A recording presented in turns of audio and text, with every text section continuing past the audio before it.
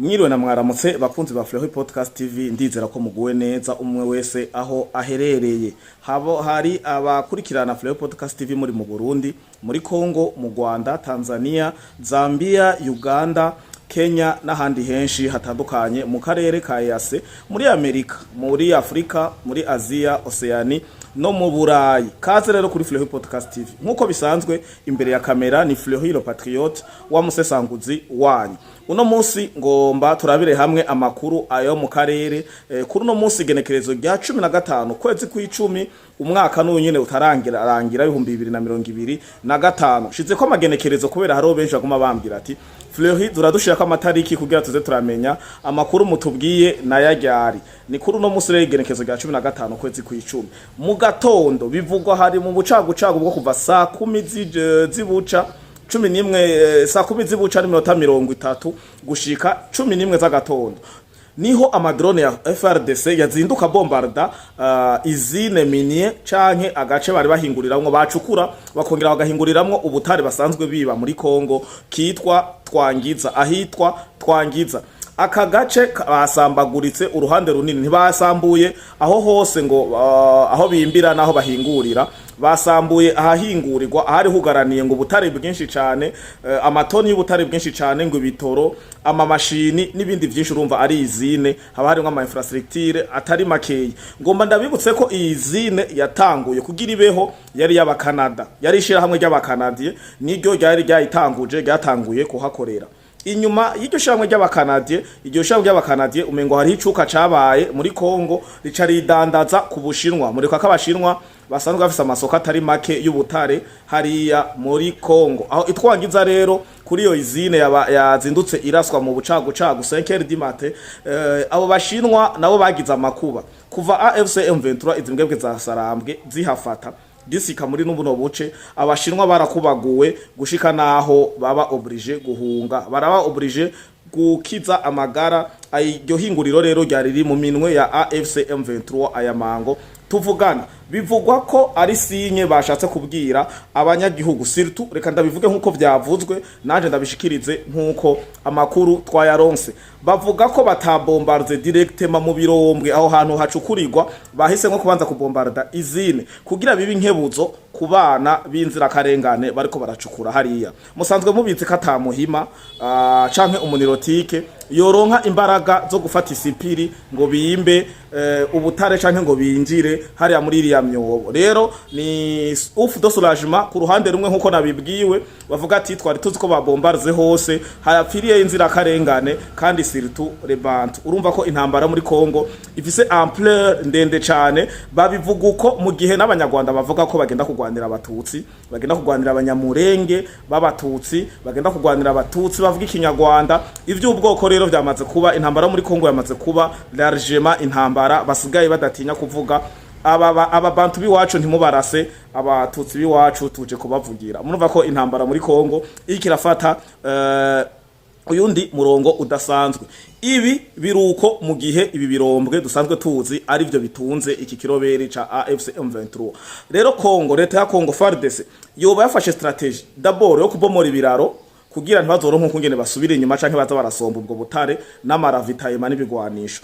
Aho amakuru yejo genekerezo 14 havuzwe ko hari ubwato bw'u Rwanda bwaciye mu mazi ku ibiraro byabisi ya miduga yatwara amajomamfu yatwara abasirikare. Ibiraro barabisambaguye ngo bubacishije abasoda mu bwato bwa gisirikare, ubwato butwara abantu mugabo bw'u Rwanda bubatwara mu Bukavu. Aha rero turiko turababwira ko bariko barabihomberamo. Kongo yahisemwe gusambagura bino birombwe kugira ibababaze kandi ibereke ko atabutare bwa Kongo buzosubira kwibwa ngo buje mu mahanga. Abakongomani aribo bazira butare burinda gusesa amaraso y'abene gihugu babayinosa b'inzira karengane bo muri Kongo. Ayo niyo makuru yazindutse yo mu kirombwe ca Twangiza. Nuko biri AFC M23 ngo ifise umujina mwinshi, aho yavuze ko nayo nyene itegetswa kuyihora.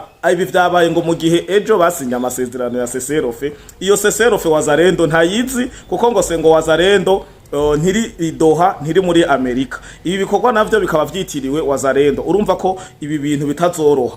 FARDC ivuga ko yasinye na AFC M23 amasezerano ya cessez-le-feu mugabo Wazalendo kwera itarimwe muri bavuga ati Wazalendo twe muri gira mutubona muri Doha muri gira mutubona muri Amerika kugira ibiyago na nizi mbwebwe za sarambwe twe ntiturimwo tuzobandanya twopera uko niko biri mu gihe aya masezerano vyitwa ko vyababaje M23 kubera vyakozwe mu gihe baraye basinye cessez-le-feu rero ejo naye nabemereye akareresi canka ka video kerekana ukungene imasisi habereye imigwano ku munsi wejo nce tumuno munsi nasize ko amatariki ku munsi wejo harabaye imigwano myinshi mu turere tubiri akarere kamwe kitwa Bihiri akandi kitwa Ndeko utwo turere tubiri twa Bihiri na Ndeko turi imasisi ahantu ho bacucumiye ikamyo ngo zirenga zitandatu za AFC M23 abasirikare b'inkotanyi RPF RDF bari bavuye mu Rwanda ngo baje gutanga raporo warikare baca bategererwa imasisi bakubitwa ambiscade aho hapfuye abasoda bashoboye gupfa aho nyene muri ambiscade ni 85 aba bakaba bahambwe mu mafosse commune abiri mugabo video ngoma ndabashirire ko ni video imwe iyindi nayo ndenda yibura aho bariko barahamba bagenzi babo mu kinogo kimwe fosse commune ibi navyo bikaba vyabaye mu gihe u Rwanda rwahisemwe kuza rurahamba abapfiriye muri Kongo nyene mu gihe ibirombwe canke imva z'u Rwanda imva za gisirikare zuzuye n'indi mva iheruka kuzura bari bayiteguye mu kwa kane yuzuye nyuma y'amezi 5 mugabo muri abo 85 ngo haro aba officier bagiye guhambwa irubavu imva shasha Kagame aheruka gutegura ngo izo zirahambwamwo aba officier n'indi baza ko Human Rights Watch izoyigirira amatohoza kuko satellite zirahari bazobandanya babafukura bukebuke natwe tugwana urundi rugamba rumeze nkuko rero nakababaro ntangerere kamanze ndabereke ako kareresi kumwanya muto bariko bararirimba n'umubabaro ntangere bahamba bene wabo mu kinogo kijya kinogo bita fosse commune aka video reka tukarabe ngaho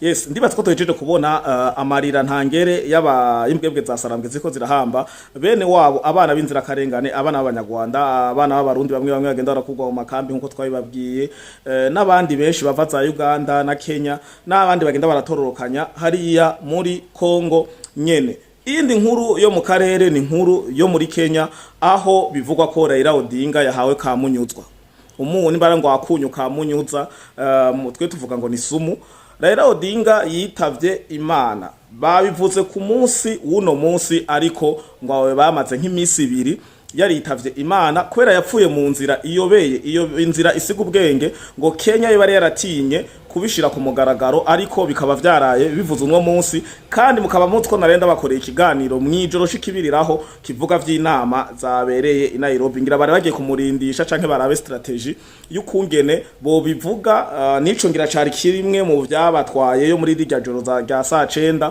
kandi ngira biravuga ko babanagiye kuraba ukungene faso yoba yapfuyemo hamwe ho baho expertise medicale boronka ukungene babisigura Raila Odinga rero yatangajwe ko yitavye Imana uyiramuga saa musanzwe muza ari umupoza canke umukonkira wa Ruto leta ihari uno munsi umukandi murabizi ko yari ex ministre yarabaye premier ministre nayo nyene wa Kenya Raila Odinga rero akaba yitavye Imana turahojeje umuryango wabuze turabuze intwari muri Kenya hari hakurya nukuri twese niyo nzira aya niyo makuru yo kuri Raila Odinga mugabo mumenye ko ngo yishwe na munyu wa munyuza akunyu ka munyuza nako muratsko gatangwa na RPF inkotanyi ibi ni ibintu tutarinda gusubiramo aya ni makuru nyene ni muri Kenya twaraye tubashikirije ariko tongeye tuyavunaguye tuyace ku masonga na makuru avuga ko haraye haraba inama saa 9 z'ijoro iyo nama kabirimwo Paul Kagame Museveni Naruto inama kandi ikaba yari irimwo Joseph Kabila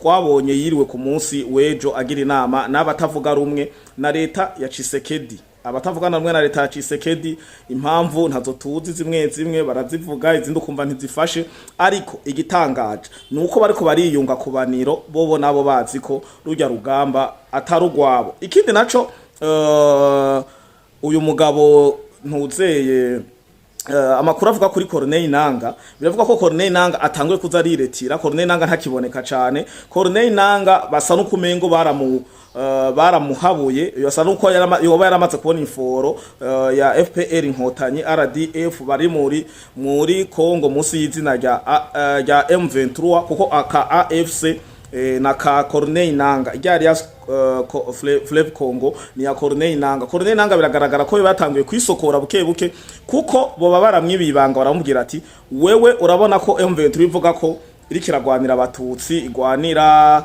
abanyarwanda abatutsi bavuga ikinyarwanda sinzi n'ibindi byinshi ngaha mugabo ikaba ijejwe kwiba no kuyica no guhonya ubwoko bw'abahutu canke ababantu nkuko bivugwa.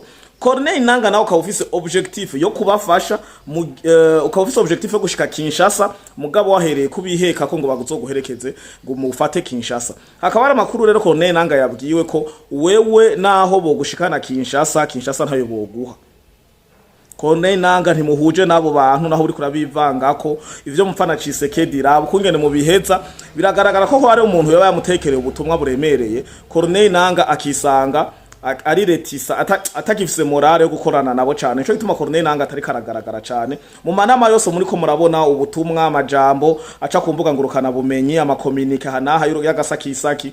Corneille Nanga biragaragara ko yoba ngo ari karikuramwo canke yoba yamaze kwikuramwo burundu kwifatanya n'umuhari nabijya bisuma inkozi zibibi imbwebwe za sarambwe za M23 inyuma yaho yabwiwe ati abo bantu we ntabuzi intambara yose bagwanye haba iwabo mu Rwanda basize imbere umuhutu bashitse bacara mugira bamucisha kakaro.